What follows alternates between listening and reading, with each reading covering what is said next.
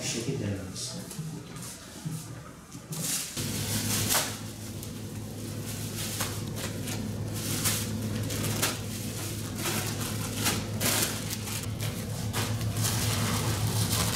Evet.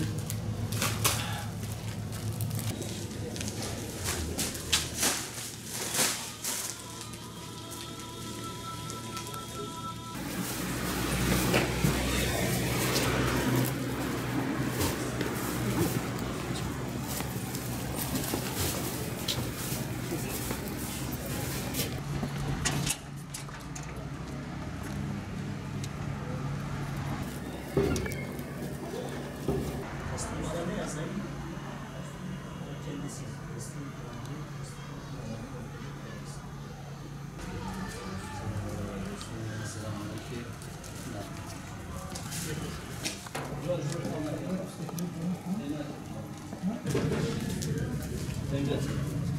Pervaniyatımız var yardım var.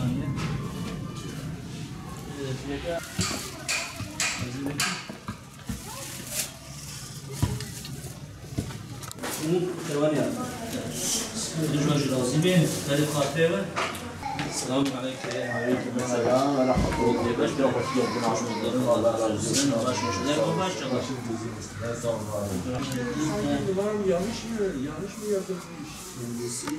Bismillahirrahmanirrahim. Batman Umut Kervanı olarak Batman'da yardım faaliyetlerine devam etmekteyiz. Geçen ayın 23'ü ve 27 tarihleri arasında gerçekleştirdiğimiz kermesimizden elde ettiğimiz gelirlerle bugün Batman'da yaklaşık 350 aileye gıda ve hijyen ürünleri dağıtımını gerçekleştirdik. Gıda içerisinde işte temel gıda maddeleri, yağ, şeker, un, pirinç, bulgur, mercimek bu gibi temel gıda maddeleri bulunmaktadır. Bu kermeste ve bu yardımda emeği geçen, yardımda katkıda bulunan tüm hayırseverlerimize Allah razı olsun diyoruz. Batman Umut Kervanı muhtaçlara umut olmaya devam ediyor.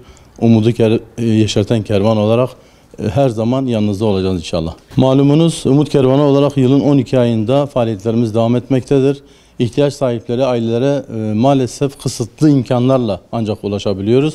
Hayırseverlerimizin bize bağışlamış olduğu yardımlar ne kadar çoğalırsa o kadar daha fazla aileye inşallah gıda, yardım vesaire bilumum eşya göndermeye çalışacağız inşallah.